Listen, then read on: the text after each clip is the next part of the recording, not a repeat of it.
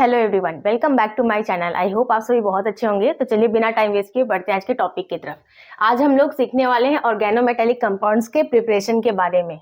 तो organometallic compounds हमारे जो होते हैं इनका प्रिपरेशन दो टाइप से होता है, दो मेथड होता है इनको प्रिपेयर करने का। फर्स्ट मेथड होता है हमारा डायरेक्ट मेथड एंड सेकेंड होता है इनडायरेक्ट मेथड। डायरेक्ट मेथड जो आपका होता है इसमें क्या होता है कि जो आपका ऑर्गेनोमेटेलिक कंपाउंड है इसमें हम एक क्या करेंगे, सबसे पहले तो कोई ऑर्गेनिक कंपाउंड लेंगे प्लस मेटल लेंगे एज इट इज फॉर्म में। जैसे आपका मेटल है उसी फॉर्म में उसको लेंगे, मतलब मेटल एलिमेंटल अपने फॉर्म में ही होगा। उसको लेके कंबाइन करके हम इसको लो टेम्परेचर पे इसका रिएक्शन कराएंगे। ठीक है, तो जब हम इसका रिएक्शन कराएंगे तो क्या होगा कि मोस्टली क्या होता है केसेस में हमारा फॉर्म होता है क्लोरोसिलेन, जो यहाँ मैंने लिखा है। मोस्टली केसेस में हमारा क्लोरोसिलेन फॉर्म होता है। किस मेथड में? डायरेक्ट मेथड में। जैसे एग्जांपल के लिए यहाँ पर क्या है CH3Cl, ठीक है, ये हमने ले लिया कोई एक ऑर्गेनिक कंपाउंड, क्योंकि ये तो आपको पहले से ही पता है, आपने पढ़ रखा है कि जो ऑर्गेनोमेटेलिक कंपाउंड्स होते हैं इसमें क्या होता है ऑर्गेनिक कंपाउंड प्लस मेटल, यही तो होता है ऑर्गेनोमेटेलिक। तो हम क्या कर रहे हैं, इसमें हमने ले लिया एक कोई ऑर्गेनिक कंपाउंड, ये है हमारा जैसे ऑर्गेनिक कंपाउंड CH3Cl, ठीक।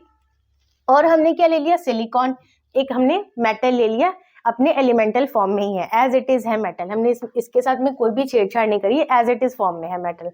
इसको लेके हमने लो टेम्परेचर पर जब रिएक्शन कराया तो हमारा ये क्या फॉर्म हो गया, क्लोरोसिलेन। ये जो मैंने यहाँ पर लिखा है क्लोरोसिलेन, ये हमारा फॉर्म हो गया।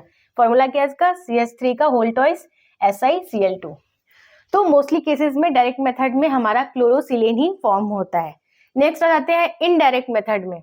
इनडायरेक्ट मेथड में क्या होता है, आपको एक चीज याद रखनी है कि इनडायरेक्ट मेथड में आपका जो रिएक्शन होता है उसमें ग्रिग्नार्ड रिएजेंट होना इंपॉर्टेंट है। ग्रिग्नार्ड रिएजेंट के प्रेजेंस में इसका रिएक्शन हो रहा है। ठीक है, यहाँ पर जैसे हमने ये ले लिया, ठीक है, CH3MgBr।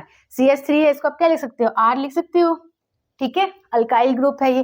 प्लस हमने क्या ले लिया है Mg, तो हमने ले लिया Mg और Br यानी हेलोजन ग्रुप। तो RMgX क्या होता है, ग्रिग्नार्ड रिएजेंट होता है। तो यहाँ हमने लिया ग्रिग्नार्ड रिएजेंट प्लस हमने क्या किया है, यहाँ पर देखिए सिलिकॉन एज इट इज हमने यहाँ पे नहीं लिया है, सिलिकॉन का हमने यहाँ पर कोई दूसरा कंपाउंड लिया है। मतलब ये किसी कंबाइंड स्टेट में है, या तो हमने क्लोराइड फॉर्मेट में इसको ले लिया या सल्फाइड, मतलब कोई सा भी जो आपका मेटल प्रेजेंट है उसको इनडायरेक्ट मेथड में आप कभी भी डायरेक्टली यूज नहीं करते हैं। वो मेटल आपका किसी कंबाइंड स्टेट में होगा, या तो वो क्लोराइड फॉर्म में होगा, सल्फाइड फॉर्म में होगा, इस टाइप का कुछ होगा। अब यहाँ पर हमने सिलिकॉन क्लोराइड लिया है, ना कि हमने सिलिकॉन लिया है। तो जब हमने ग्रिग्नार्ड रिएजेंट का रिएक्शन कराया मेटल के क्लोराइड के साथ, सिलिकॉन क्लोराइड के साथ, तब हमें क्या मिला, यहाँ पर देखिए सेम है ना दोनों फॉर्मूला। यहाँ पर हमें मिला क्लोरोसिलेन, यही मिला हमें यहाँ पर भी ऑर्गेनोमेटेलिक कंपाउंड ही मिला, प्लस MgCl2 मिल गया। ये MgCl2 क्या है, मैग्नीशियम क्लोराइड क्या है आपका, मैग्नीशियम क्लोराइड आपका यहाँ पर एक साइड प्रोडक्ट है। मतलब आपको एक तो ये मिल जाएगा, ऑर्गेनोमेटेलिक जो आपके कंपाउंड है वो तो आपको मिलेंगे आफ्टर रिएक्शन, बट उसके साथ में आपको कोई ना कोई साइड प्रोडक्ट जरूर मिलेगा। जैसे यहाँ पे मैग्नीशियम क्लोराइड हमें as a side product receive हुआ है। ठीक है, तो डायरेक्ट मेथड में हमारा क्या है, डायरेक्ट मेथड में हम डायरेक्टली क्या करते हैं कि कोई एक ऑर्गेनिक कंपाउंड लेते हैं, उसका हम रिएक्शन कराते हैं मेटल से विथ लो टेम्परेचर। ठीक है, और मेटल को एज इट इज फॉर्म में हम छोड़ देते हैं, उसी फॉर्म में उसका रिएक्शन करा रहे होते हैं। तो हमें क्या मिलता है, क्लोरोसिलेन मिलता है। इनडायरेक्ट मेथड में आप ऐसे याद रखिए कि इनडायरेक्ट में कोई भी प्रोसेस डायरेक्टली नहीं हो रहा। मतलब यहाँ पर हमने पहले तो ग्रिग्नार्ड रिएजेंट को लिया प्लस मेटल को भी हमने डायरेक्ट यूज नहीं किया है। ऑब्वियसली ये हमारा इनडायरेक्ट मेथड है, इसमें हमने मेटल को डायरेक्ट नहीं यूज किया है। मेटल के या तो क्लोराइड के हम यूज करेंगे फॉर्म को, या फिर सल्फाइड के, मतलब कोई ना कोई आपका मेटल जो है कंबाइंड स्टेट में होगा, उसके साथ हमने इसका रिएक्शन कराया तो फॉर्म क्या हुआ, क्लोरोसिलेन, यानी कि कोई सा भी आपका ऑर्गेनोमेटेलिक कंपाउंड फॉर्म होगा प्लस साइड प्रोडक्ट भी फॉर्म होंगे। यहाँ पे फॉर्म हो रहा है MgCl2। तो ये दोनों मेथड आपके हो गए, प्रिपरेशन हो गया आपका किसका, ऑर्गेनोमेटेलिक कंपाउंड का, डायरेक्ट एंड इनडायरेक्ट मेथड। अब हम इसके एप्लीकेशन के बारे में पढ़ लेते हैं कि कहाँ कहाँ इसको हम यूज करते हैं, ऑर्गेनोमेटेलिक कंपाउंड का यूज कहाँ कहाँ होता है। एप्लीकेशंस या यूजेस इसका कहाँ कहाँ पर है आपका ऑर्गेनोमेटेलिक कंपाउंड्स का। तो सबसे पहला यूज मैंने क्या लिखा है आपका, they are use in metallurgical process. अब मेटलर्जिकल प्रोसेस क्या होता है ये आपको पता होगा। जैसे सपोज कीजिए कोई सा भी हमारा मेटल है, तो वो metal as it is form में नहीं होता है। ऐसा नहीं होता कि आप उसको डायरेक्टली यूज कर पाओ। मेटल हमारे किस फॉर्म में होते हैं? ओर के फॉर्म में। और हम उसे यूज करने के लिए क्या करते हैं? ओर से एक्सट्रैक्ट करते हैं। ओर से हम मेटल को प्योर फॉर्म में बनाने के लिए निकालते हैं, बाहर निकालते हैं। ठीक है, तो उस प्रोसेस को बोलते हैं मेटलर्जी। उसी को उस प्रोसेस में, मेटलर्जिकल प्रोसेस में क्या होता है कि हमारे ऑर्गेनोमेटेलिक कंपाउंड्स को हम यूज करते हैं। जब तक हम मेटल को ओर से एक्सट्रैक्ट नहीं करेंगे, मेटल को हम प्योर फॉर्म में नहीं ले आएंगे, फिर हम उस मेटल को यूज ही नहीं कर पाएंगे किसी चीज में।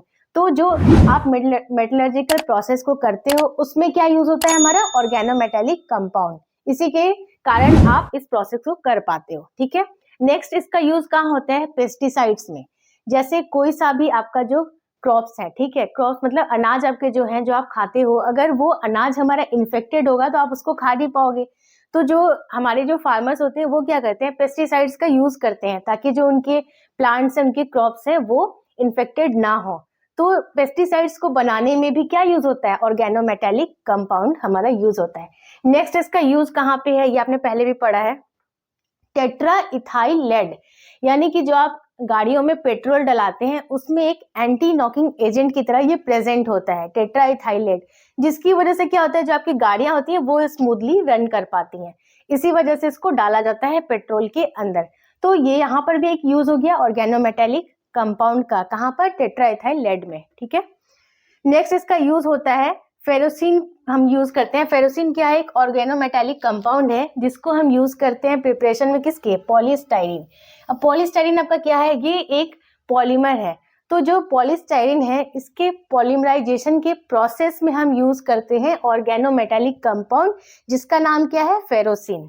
ठीक है, अब जो आपका पॉलीमर है, पॉलीमर तो आपको पता ही होता है क्या होता है, कई सारे पॉलीमर्स आपने पढ़े हुए हैं। जैसे हम क्या जैसे एग्जांपल ले लेते हैं, हमने पढ़ा होगा नायलॉन 66, आइसोप्रीन, पॉलीथिलीन। पॉलीथिलीन तो आपको सबको पता होगा, जो जिसे हम नॉर्मली क्या बोलते हैं? पॉलीथिलीन को, पॉलीथीन, जो आप यूज करते हो डेली बेसिस पे। तो जो पॉलीएथिलीन है, ये सारे क्या है? पॉलीमर्स हैं। इट मीन्स कई सारे मोनोमर्स जब आपस में कंबाइन होते हैं देन क्या वो फॉर्म करते हैं? पॉलीमर। ठीक है, तो जो पॉलीमराइजेशन का प्रोसेस है, पॉलीस्टाइरीन के जो पॉलीमराइजेशन का प्रोसेस है, उसमें एक ऑर्गेनोमेटेलिक कंपाउंड हमारा यूज होता है जिसका नाम है फेरोसिन। ठीक है, तो एक यूज तो आप ये लिख सकते हो। नेक्स्ट हमने जेसस सॉल्ट के बारे में पढ़ा था।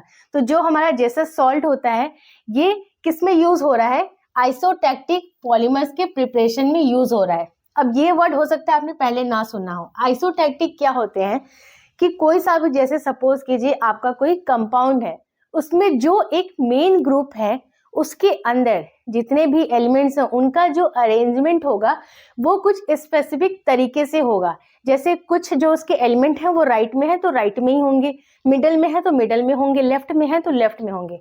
फॉर एग्जाम्पल इस वाले केस में आप लीजिए, जैसे कोई आपका सपोज कीजिए पॉलीमर है। ठीक है, अब यहाँ पर आप एक चीज नोटिस कीजिए, जो आपका कार्बन है वो मिडल में ऐसे प्रेजेंट है। ठीक है, हाइड्रोजन हमारा कार्बन के लेफ्ट साइड में है, देन ये रिंग वाला स्ट्रक्चर क्या है? राइट साइड में।